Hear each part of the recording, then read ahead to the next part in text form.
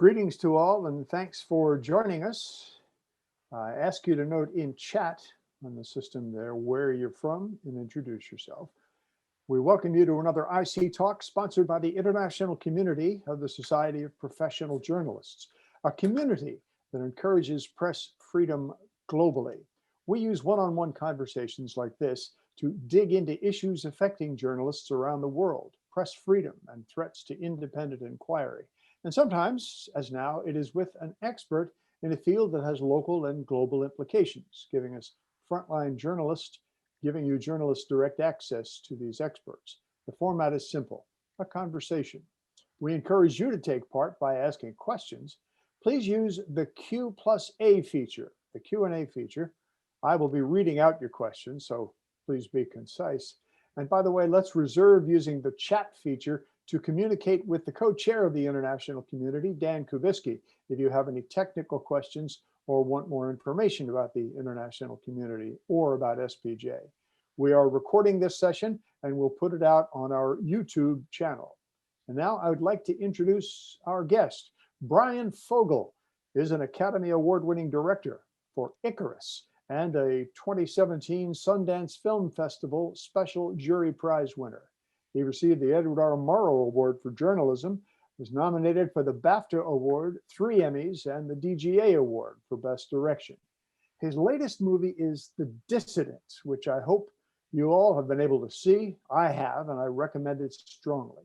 It's about one of us, Jamal Khashoggi, the courageous Saudi Arabian exile and Washington Post columnist who walked into the Saudi consulate in Istanbul on October 2nd, 2018, and never came out.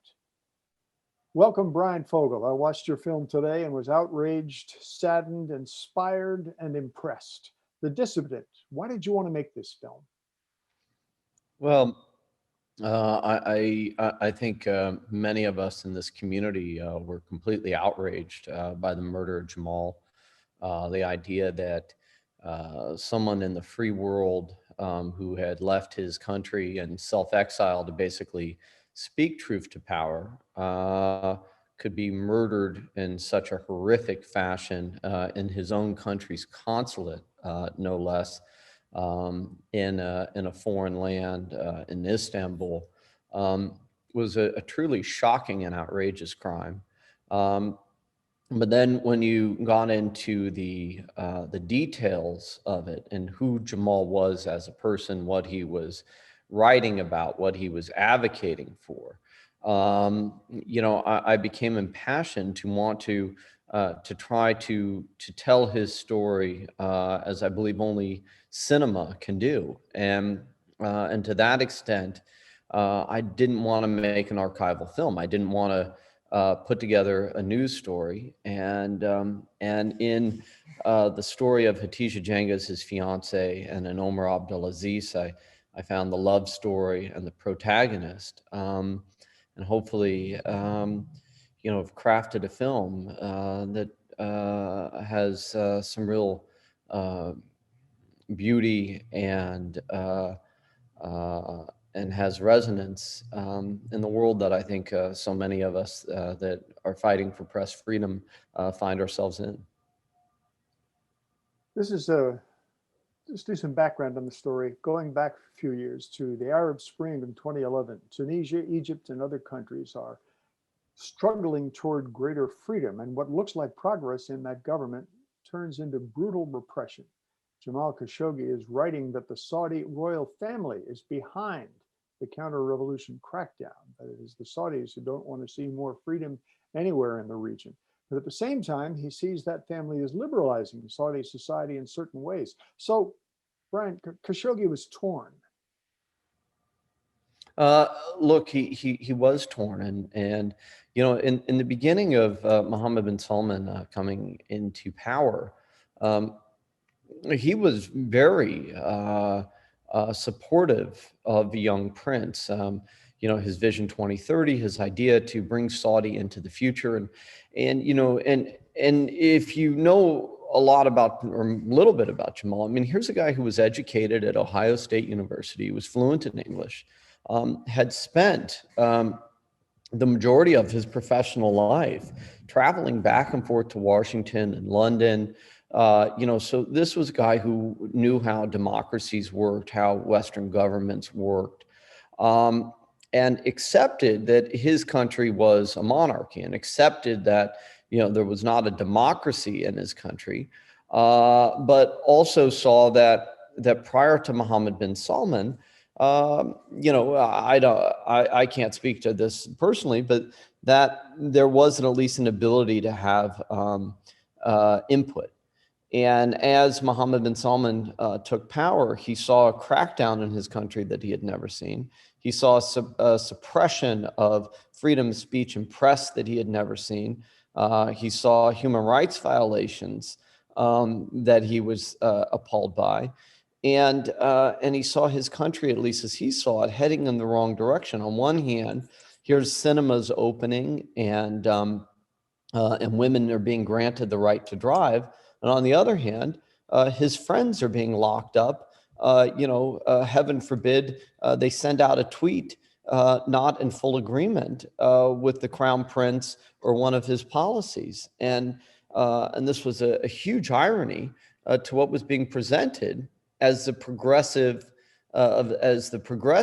of the Crown Prince to usher Saudi Arabia into a new, more liberal and democratic era. And Jamal saw this, started speaking out against this, and this ultimately led to his murder. Tweets, you mentioned a moment ago, tweets play a large part in this movie. I was struck by the film noting that Jamal calls Twitter the parliament of Saudi Arabia. That's where the free exchange of ideas is. He noted that 80% of Saudis use Twitter. Unfortunately, that also means the royal family can control it. If they can control that, they control public opinion. Khashoggi from exile uses Twitter effectively. What is the response that he gets from the royal family? What Saudi Arabia learned and understood in the Arab Spring was the power of social media. And just as we've seen in the last 4 years in our country under Trump, I mean, this incredible power that a platform like Twitter can have in changing opinions and spreading conspiracy theories, fake news, conjecture, you name it. And the Arab Spring would have never happened if it wasn't for activists taking to Twitter and having a platform in which to engage and plan and organize. And what Saudi Arabia saw was that this was able to happen all over the Middle East, and it put many of these monarchies, authoritarian governments into real jeopardy. And so, following the Arab Spring, they came up with a plan of how to essentially control the narrative on Twitter. And Mohammed bin Salman and his deputy, was able to put together a plan which was essentially the hacking of Twitter. Not only did they have spies placed working for Twitter that were, hacking the accounts of those speaking against or Mohammed bin Salman, they hired thousands of people to work for the government to essentially create fake accounts to get fake government hashtags trending and to suppress freedom of thought and opinion and speech. When you look at Twitter as a platform where 80% of Saudi Arabians are using Twitter because they don't have freedom of press, they don't have freedom of speech. And so with Twitter, you can create an anonymous account, you can be whoever you want, and you can basically, write your opinion. You realize the power of this platform. Mohammed bin Salman certainly understands the power of this platform. And Jamal Khashoggi, who had 2 million Twitter followers, was a threat, as they saw it, to their proliferation of fake news and propaganda. I thought in your film you did a very good job of visualizing the idea of the battle between the bees and the others, where this army of trolls. You actually, one of the challenges in a movie, and journalistically, in a movie like this, is if you don't have a picture of the thing you're talking about, what do? And you came up with something that did not pretend to be an actual picture of it, but represented it very well. So Uh, Congratulations on that. Thank Tell you. us about, we'll get to his person, no, to the personal situation now. The Saudis forced him into a divorce and forced his family away from him. Look, this is all part of what is happening in this part of the world, where literally the government and controls relationships. And as Jamal left, um, they brought in his wife at the time. They had a very good relationship, and basically told her that she was going to demand a divorce, because only the man can grant a woman a divorce in Saudi Arabia. She was threatened. She was held. She was interrogated. They took her passport. They threatened to lock up the family, and she got on a call and told Jamal that she needed a divorce. And Jamal, understanding the seriousness of the situation, granted a divorce to his wife, and that forced him to ultimately move on. He came to meet Hatija, who he decided to remarry. Letitia Cengiz, right? That's, and That's correct. tell us about her, where she comes into the picture. And she's not a journalist herself, correct? No, Hatija was a writer, or is a writer. She wrote a book on the history of Oman, studied in Oman, but had not really been to the West. She met Jamal at a conference, a MENA conference on the region, where many activists and philosophers and journalists were invited to speak at. She attended, heard Jamal speak, and had followed Jamal, was aware of him, as so many people in that part of the world were. Approached him, and eventually a romance sparked. I have to say, this was not an actress that you had playing the part, but an awful lot of the emotional power of this movie, I thought, was found in her face.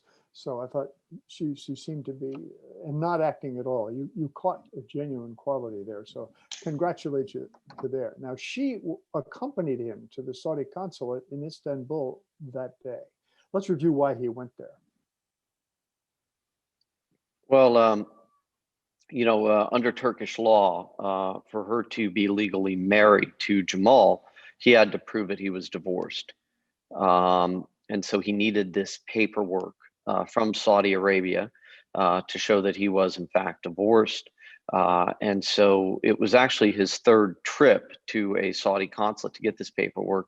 The first time he went was in Washington, D.C., and he actually met with the Crown Prince's brother, who was the U.S. ambassador to the time. He advised Jamal that he needed to go to Istanbul to get this paperwork. Of course, this was all part of the plan. After he walked into the consulate the first time, they told him to please come back. They needed to prepare it. So he set a date to come back a week later, and that gave him the time to plan his murder. Grisly murder. We'll get back to that, but I have a question I wanted about the third part of your structure in it, and that is the other dissident featured in the film, the young man exiled in Canada. Tell us who it is and how that takes place apart. Well, that's Omar Abdulaziz. He is Omar is now 28, maybe he's 29. He basically was he's a Saudi Arabian dissident who came to Montreal to study. Moved to Montreal when he was 19 to attend university. And suddenly he's exposed to, the West, and exposed to a democracy, and exposed to other cultures and religions, and begins to understand just how repressive his society is. He's activated by the Arab Spring in 2013, and he starts taking to Twitter with his opinions, and he quickly catches the attention of the government. And as it explains clearly in the film, he chooses to return to Canada, seek asylum, seek Canadian citizenship, as basically Saudi Arabia uses extreme efforts to try to silence him and try to rendition him back to Saudi Arabia. His two brothers, younger brothers, remained in prison now for over 2 years, simply for knowing Omar, sitting as pawns to try to silence Omar. There's now been over 100 of his friends and activists that he's had contact with jailed in Saudi Arabia on no charges other than they know Omar, and it's a shocking story of the lengths to which this regime will go to silence any voice that might be in opposition to the government. For someone who hasn't seen the movie, why don't you set up exactly how Omar and Jamal were working together? Well, Omar came to understand what Saudi Arabia was doing on Twitter, basically the flies, as they call it, and that they were creating tens of thousands of false accounts to push forward false trending hashtags on Twitter and to suppress any ideological opinion or political opinion that was in opposition to Mohammed bin Salman. And he started working on a plan to counteract that, essentially fighting fire with fire, creating tens of thousands of his own false Twitter accounts, but basically that is speaking freedom of opinion and freedom of thought, and letting the people know what was really going on. And Saudi Arabia caught wind of this. They hacked Omar's phone with Pegasus, Israeli cybersecurity software. Through the hacking of his device, they had full access to everything that he was working on. Jamal Khashoggi was ultimately helping to finance this operation. And obviously, Jamal's phone was hacked too. I think this was one of the fundamental reasons why they decided to murder Jamal. Let's go to a question from one of our viewers, and say again, as a matter of housekeeping, if you have a question, use the Q&A feature, please. And Cami Rice asks, had you ever met Jamal in person? I have not. I did not. I wish I had. Did you feel like you got to know him through making the film? I certainly do. And I certainly know a lot of his friends. And I think, a lot of people are known by the friends they keep. And I think in knowing his friends and the people that he called his friends, I really got a great sense of Jamal. And, I have a feeling we would have liked each other. To begin with, he was a news story, but as you got into this, how did your perceptions change? Well, I became very, very personally and emotionally attached to the story and the subjects. Working with Atija over a year as she was in mourning and grief and loss, and watching her evolve and go through this just terrible, terrible situation.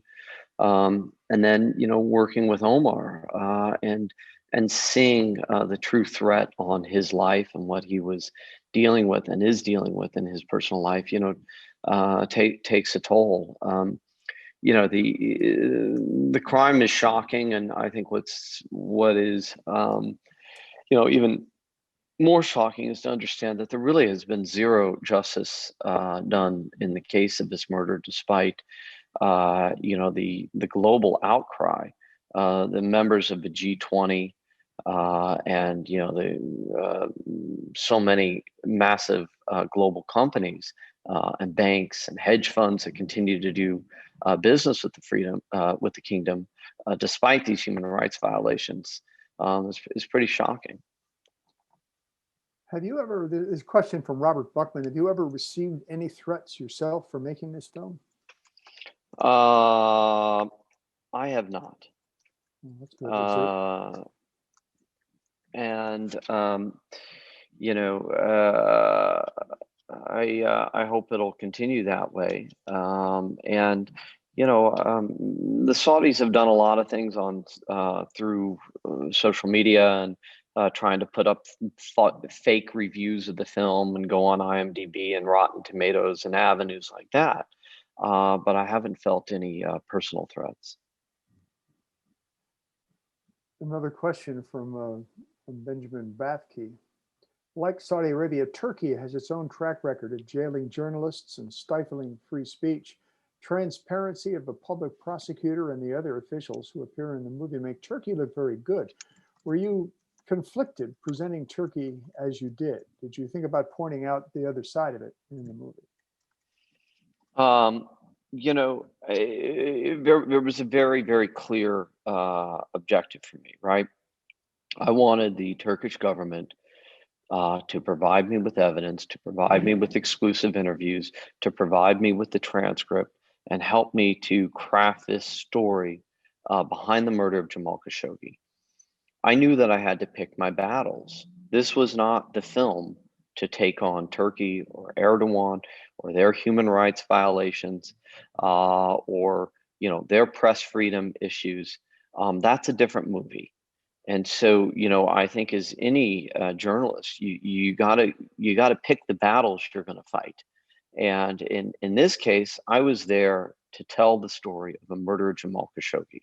And if I went down that rabbit hole, not only would it not be authentic to the movie and a different movie, it would not be helpful to Jamal Khashoggi, and I wouldn't have been able to have obtained the evidence and the information and everything that Turkey worked with me on if I was out there to make that film.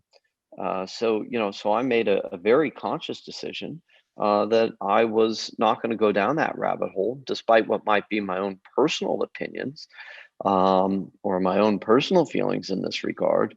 I wanted to see to it that I could craft this film and be able to tell the story, and I needed Turkey's help to do that. The results, the positive results of that approach are on the screen. I was really struck by the devastating comments from the Istanbul police officers who investigated Khashoggi's disappearance.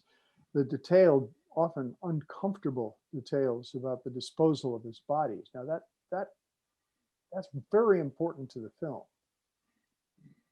If you had not had that, it would have been a lot less of a movie. So Exactly. did you give us all of it? Did I do what? Did you give us all of it? Seems to me there might have been things in there that were too much. I gave enough that was needed. I chose not to include the actual audio in the film, and instead used the transcript to really tell the story of his murder. There's a lot of stories that I was told that I was unable to to know 100%. So I didn't include that. But I feel that I certainly put a lot into the film, and the facts that are needed to be known are all there. One of our viewers asks, Jason Riddle wants to know, what was it like to constantly absorb the emotional weight of the situation while making this film? It was exhausting. It was depressing. Um, it was a lot. It was a lot.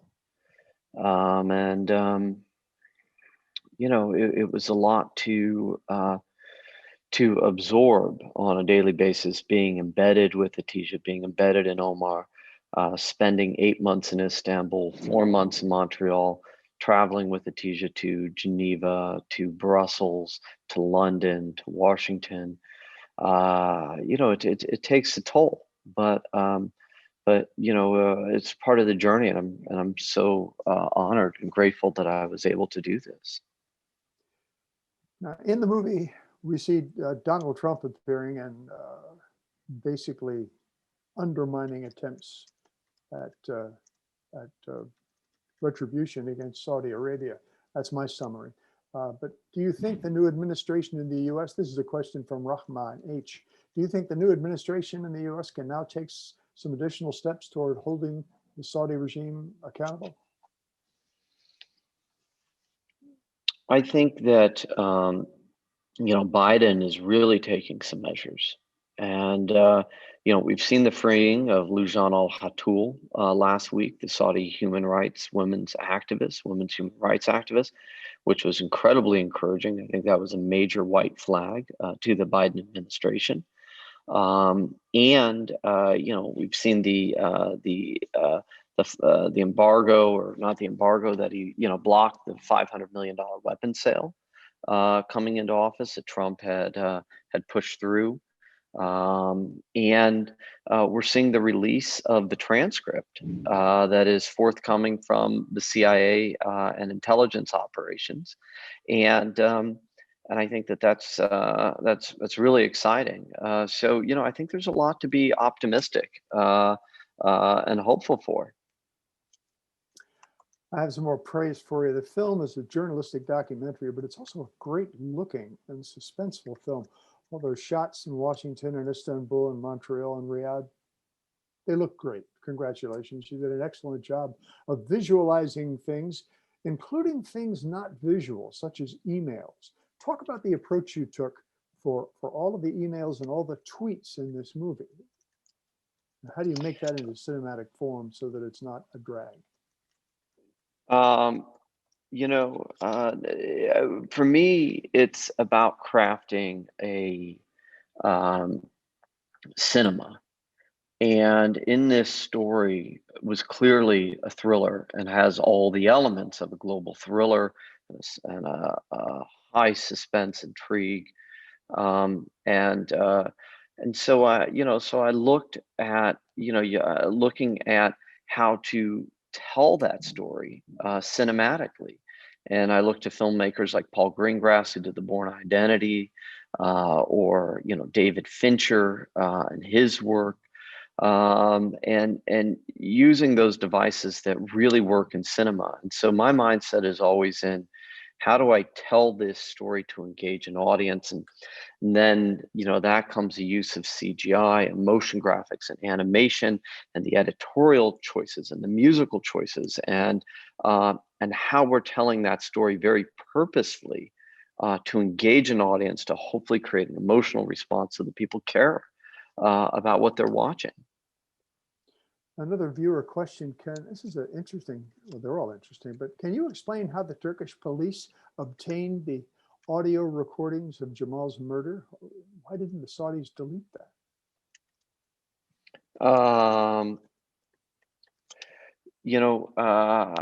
Nobody knows how Turkey obtained that exactly. I mean, nobody's gonna, no intelligence operation is ever going to tell you how they obtain their intelligence.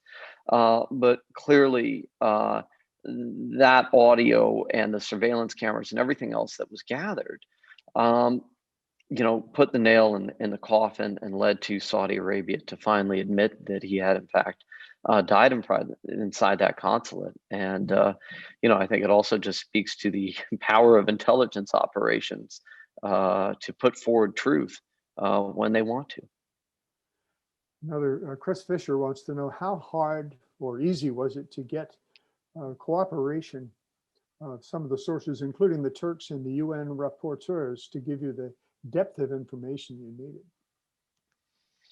Well, Agnes Callamard, who's now leading Amnesty International, was grateful that I was coming to her and happy to share her findings and report and be a part of the film. She was the UN official that was yeah. And we developed a really great working friendship. and I have great respect for the work that she does. And the two of us were on the same path and the same journey of wanting to shed light onto this murder and seeking justice and accountability. My format is through cinema and film. Hers is as a UN Special Rapporteur, and now with Amnesty. So we really aligned. Jamal was killed in October of 2018. How soon after that did you go to work on this murder, go to work on this film, I mean? And talk about the process of reaching out to Letitia and Omar and getting their cooperation. Well, it was really about personal trust building. That was really what this was about. With Atija, I traveled to Istanbul in early November. We spent 5 weeks. I wasn't filming. We were just talking, and I was grieving with her. And I told her over and over again, I said, look, I understand that what you're going through, I cannot even fathom. But, you know, if you open your heart and your mind to me, and you let me into your life and your world, I'm going to do everything I can to try to help you tell your story, to have a legacy for Jamal, to help you fight for justice for him. And I promise you that there will be nothing that is in that film at the end of the day that you're not proud of, that you wouldn't want to be there. And that was the same thing that I went through with Omar. And through that experience, I mean, I consider Atija and Omar my brother and sister at this point. I have the greatest respect and admiration for both of them. And our communication and work continues on a daily basis. Are they in danger now? I don't think you can ever assume safety. Omar had a big story appear in The Guardian 2 days ago where he speaks of recent threats, recent attempts. Hatija was under surveillance when she was living in London. It's hard to know, but I don't believe that they would be so I don't know what the word is that I'm looking for, but just act so outrageous, you know, at this point with the attention on the two of them. And so I hope that they're safe. What safety concerns do you have about yourself? I don't really think about any of that. You know, if you do, then you don't do this kind of work. The movie ended with an epigram: learn more, take action, make a difference. Talk about that. Well, the Human Rights Foundation funded this project. They produced the project with me, Thor Halverson, and their donations all come for human rights work. A lot of that is protecting free press and freedom of speech and freedom of journalism. And so we're hoping that those that see the film will either take action and get involved, and whether that's writing a letter to a congressman or a senator or a parliamentarian, or whether that's getting involved in the Human Rights Foundation, whether that's making a donation to the Human Rights Foundation or to other human rights organizations or other organizations that seek to protect freedom of press and freedom of speech. I think taking action is really an individual thing, and there's all sorts of ways that that can happen. That can happen from conversations like this, from taking to social media platforms, from involving of your time or of your resources. And so that's what we mean by that. I'm going to combine two questions here that it said, both of which are asking, do you anticipate doing any other sorts of works along these lines? For example, the killing of Giuliano Regeni in Egypt, or the history of extrajudicial killings at diplomatic facilities since the dawn of the nation state. Pretty broad topic. What do you think? You know, Those aren't on my radar at the moment. I just have went through 2+ years of really, really an emotional journey with this. I've got other projects that I'm working on right now, but I'm very committed to continuing to do work in this space. The film is a journalistic documentary, but I've mentioned before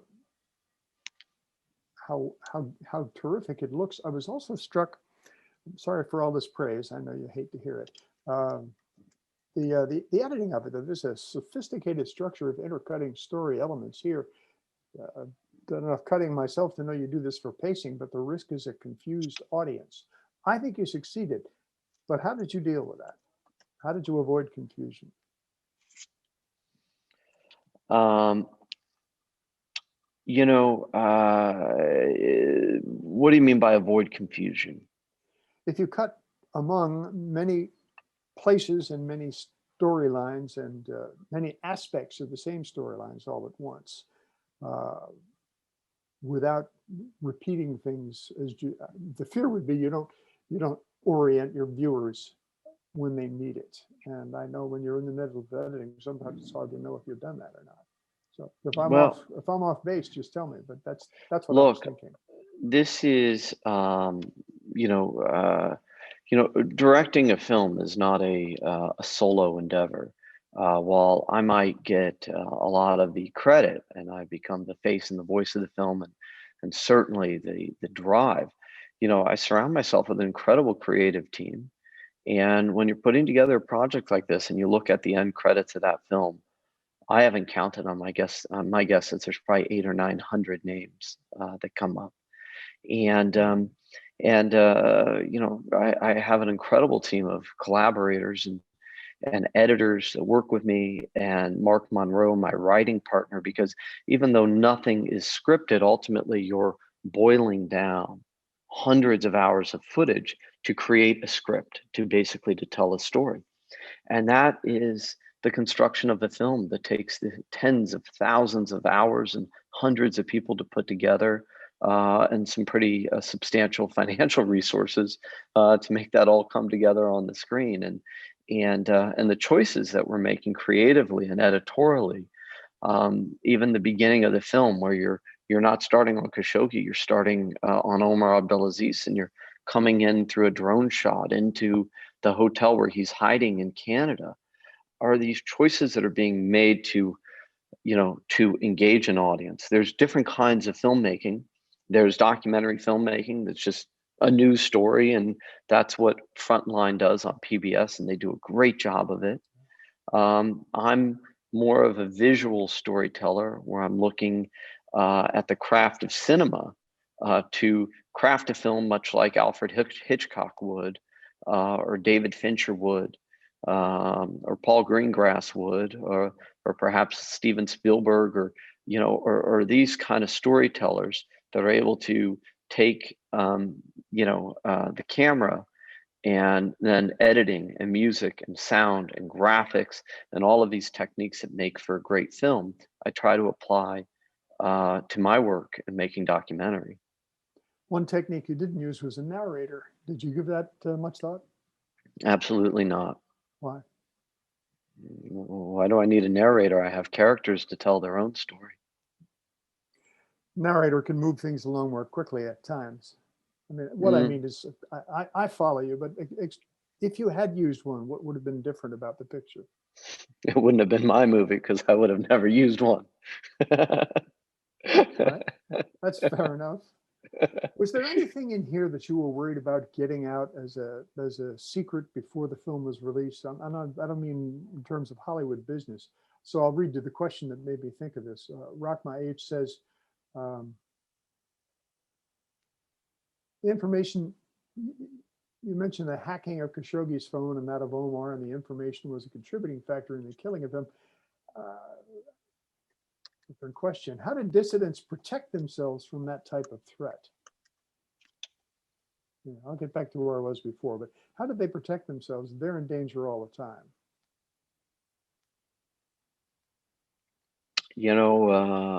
It's very difficult. I think, as you see in the film, governments have the ability to use hacking tools, incredibly advanced uh, hacking tools, to pretty much target anyone they want to go after. Much as we learned through Edward Snowden, the use of what the NSA was doing. In the Dissident, we spend a lot of time understanding the cyber hacking capabilities of governments. And so I think it is very difficult in this day and age to know that your communications are private, to know that you are safe. And clearly, with iPhones in all of our pockets and smartphones in all of our pockets, um, every one of us has a huge, visibility. And if a government or wants to exploit that, there's not a lot to stop them from doing that. The United States or members of the EU included, for whatever their purposes are. I have one last question for you, because we like to end these talks with the same question of our guests, and it's a kind of an essay question. What does press freedom mean to you? I think what press freedom means to me is that all of us, I'm guessing most that are joining this conversation right now, we wake up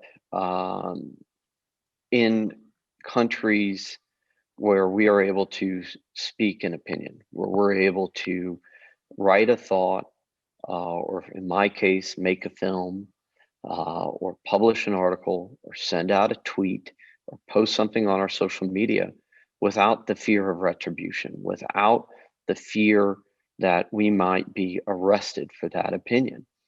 And most of us take that for granted because we've never thought that we could say something like, I don't like Donald Trump, and that could, put you in a jail cell or possibly beheaded. I mean, that's an unfathomable thought in most of our societies.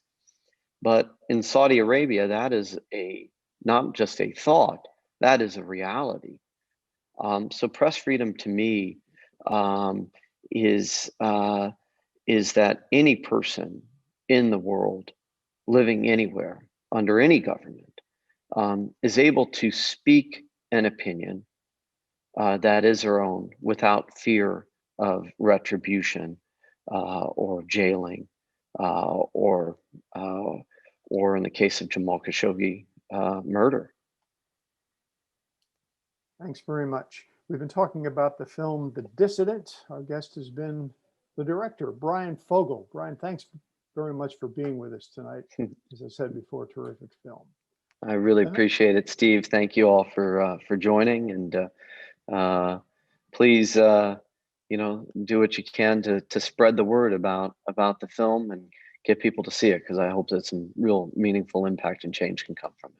Best wishes to you and the film. Thank you, Steve. Thank you all. Thank you. The next IC Talk will be on Tuesday, March 2nd with Dr. Farouk Pierogi as we discuss the landscape of African media and threats to unfettered access to news and information in some of the countries in that continent. And March 16th, for National Sunshine Week, we will be looking at the strengths and weaknesses of freedom of information laws in the United States and Europe. You can get details for those and all upcoming events at the International Community website, and Dan is putting that link in the chat window. You can also subscribe to the community's newsletter by sending an email to spj.internationalcommunity@gmail.com. We also post information on our Facebook page. Thanks to Bryan Fogel. Thanks to all of you who joined us tonight. On behalf of our chair, Dan Kubisky, let me say, stay healthy, stay safe.